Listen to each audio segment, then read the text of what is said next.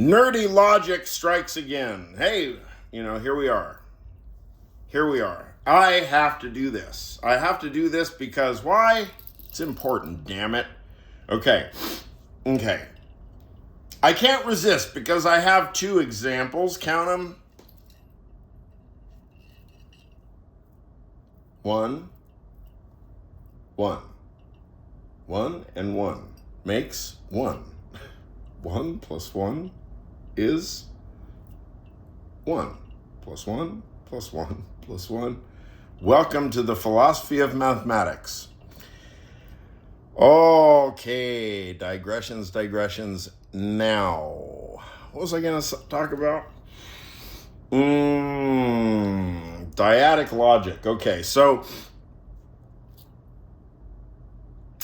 before Frege, that's Gottlob Frege, circa 1860s, 1870s, but really only gets thrown to the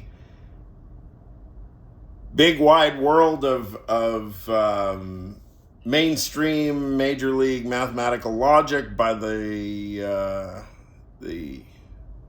preoccupations of Bertrand Russell and Ludwig Wittgenstein.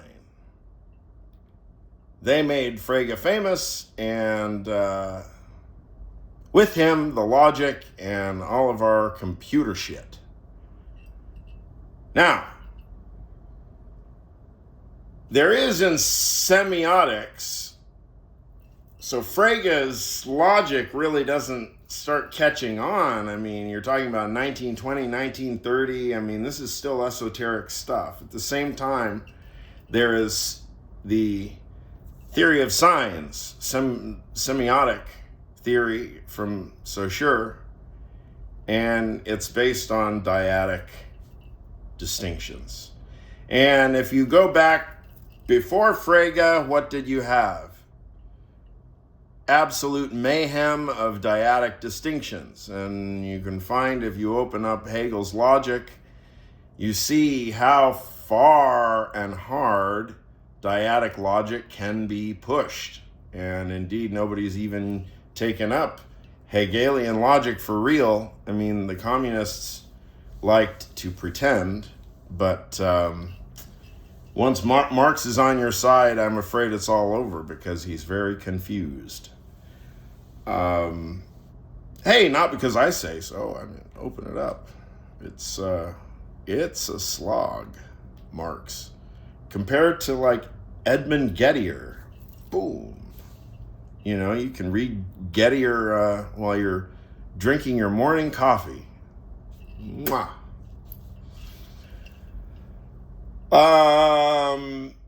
Now, Frege brings us profound tools for answering the problems that we get into about dyadic logic. Now, I will, for you logicians out there, I'll beat you to the punch. The punchline is we don't really get that much more, because from the Gödel paradoxes we get just a real, it's a sticky wicket, and it looks also kind of dyadic in nature. But that's for another day. Dyadic logic. Let's suppose it's Hegel, and we're stuck at Hegel, and we feel the real, the Seele brennt, the soul burns. Seele, meine Seele brennt.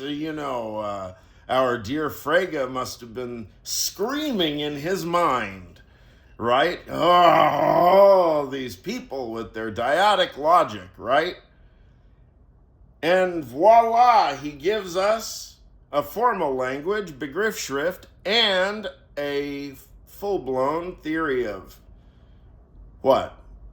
Quantification, whereby we can keep straight predication over individuals, so that when we see For example,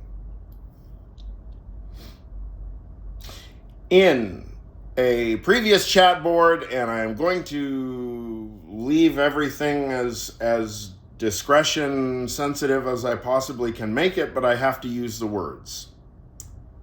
The words were, and it's not a criticism, I'm just pointing out something, the way that ordinary everyday thought, which we all use to live our lives, the way it creates a very simple dyadic distinction, right? So the comment was, and it was in perfectly good faith, and it was a community room, and there's like over 1,000 people listening in this live stream, because it's a eminent historian, and they have much to say these days. And so there was a comment that came through, and it was, there is only fear and love, end quote. There is only fear and love. And actually, the host of the podcast actually, really and truly did,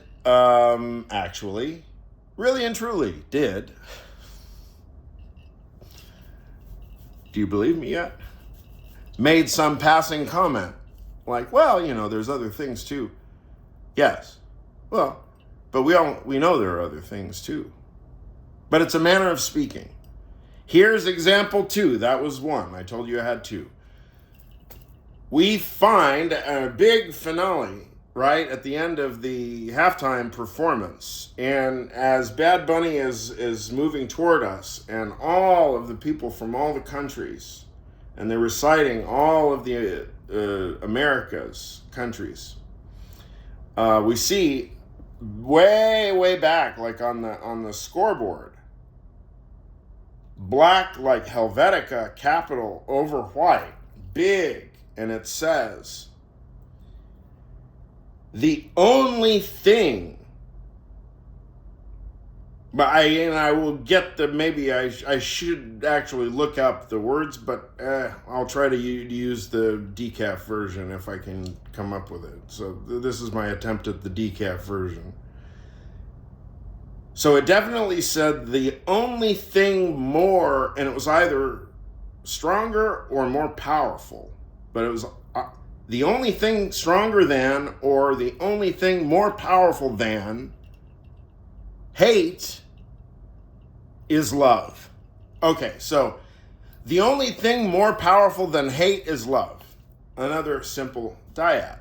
Now again, if we're talking about any given individual,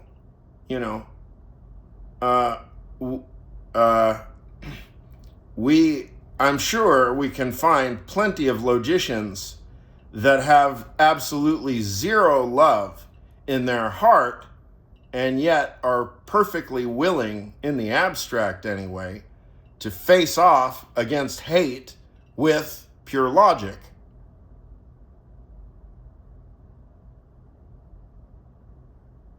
And let's say you're an airplane mechanic, right? And I don't know, maybe this is unfair, but maybe it's a thought experiment that, for the purpose of the thought experiment, we'll just tag it as unfair. But let's suppose there is an individual who is an airplane mechanic, a very skilled airplane mechanic, and they are autistic. And so the word love, let's suppose that the word love really doesn't have any immediate meaning for them.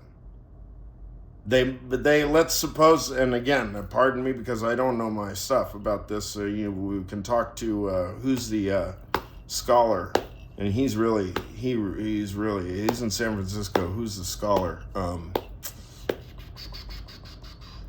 Psychoanalyst. Oh God.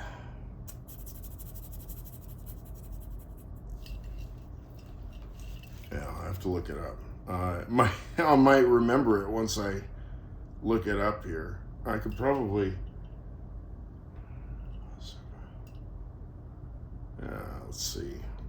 Well, ChatGPT is good for something. Okay, let's see. San Francisco psychoanalysts specialize in autism. Clinical and theoretical as a writer. Okay. It's now, will I remember it before it shows to me? No.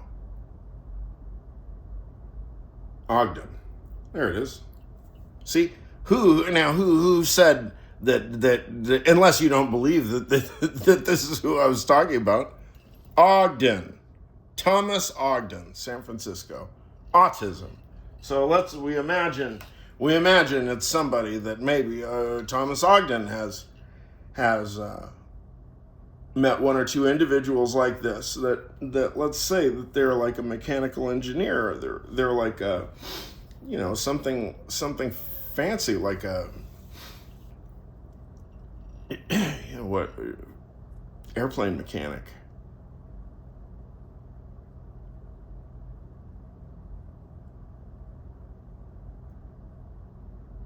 I know for a fact that person's work as an airplane mechanic is more powerful than hate. I mean, to me, most things are more powerful than hate. I mean, I don't even know what hate is. Hate is like some kind of minor logical distortion that certain individuals exploit the living daylights out of. That's about the look of it.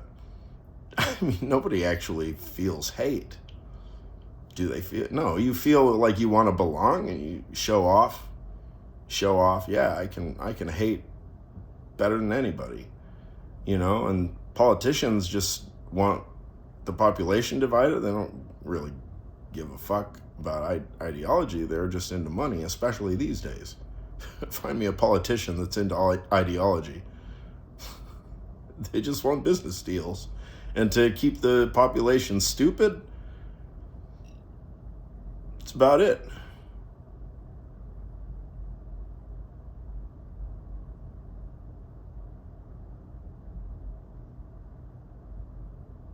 So the binary distinction, I mean, see, Frege gives us quantified logic, and if we notice, all our computer systems are perfectly, straightforward quantified predication, right? I mean, we're dealing with thoughts at the level of propositions, right? We're typing sentences, and we're assuming that the logical structure is being represented to us in the case of LLMs properly, but it just isn't, because no variables are being bounded in any systematic way. They might throw a little thing from 6 tokens ago at you, to show you like, oh my gosh, it's paying attention. But if you really start trying to make a scaffold of syllogisms and to be like, no, 3 tokens ago, don't you remember that individual? No, they're the second cousin. They're not the first niece. They're the second cousin. It just starts tripping over itself. Somebody stress tested. I didn't open it up for months now to do anything analytical with it. It's bunk. It's bunk. But the reason and where we're all confused is that's apparently what where the register of our thinking is. We're somehow pre-quantified. We're thinking in pre-quantified logic. We're still thinking in terms of simple dyadic logic. Oh, it's a fucking total mess of signification. And the machine is spitting out ersatz language, because none of it's language anyway. And the ersatz language, to the degree it's ersatz, you're looking at it and you're looking for syllogistic structure, and it's not tracking syllogistic structure at all. And then from whatever you glean from that, I don't like the word glean. I don't know why I used it. Whatever you absorb from that, you turn it into a kind of utilitarianized dyadic functor. You turn everything into a dyadic functor, and what are you left with? Monotonic funct. That's what. Run everything through a dyadic functor and you get monotonic funct. Sounds like a mathematical equation to me. I'm serious. Look. We all know that hate and fear are not the only things. Or, I mean, you're so simplistic. What was the first one? Fear and love. Okay, we know fear and love are not the only things. And you can go find that person. You say, don't you know that? Well, yeah, it's a manner of speaking. Okay, but why is it a manner of speaking? Is there some slide back and forth between just pure racism, dyadic black and white thinking? I mean, the pun is there, the literalism is there, black and white thinking, dyadic thinking, not quantified over individuals, but just blanket generalities, individual, particular, universal, one and all. Everybody in the whole group goes in, right? Because we're not accustomed to thinking our logic in terms of every statement corresponds to individuals, not abstract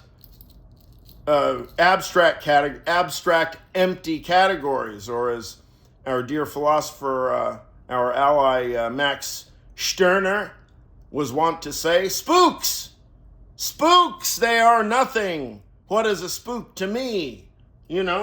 What is a book to me? Well, it's this book. I own this book. It belongs to me.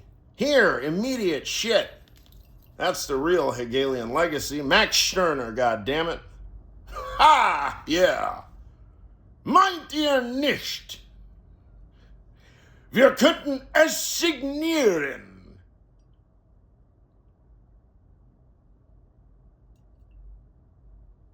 Wir könnten unsere Züge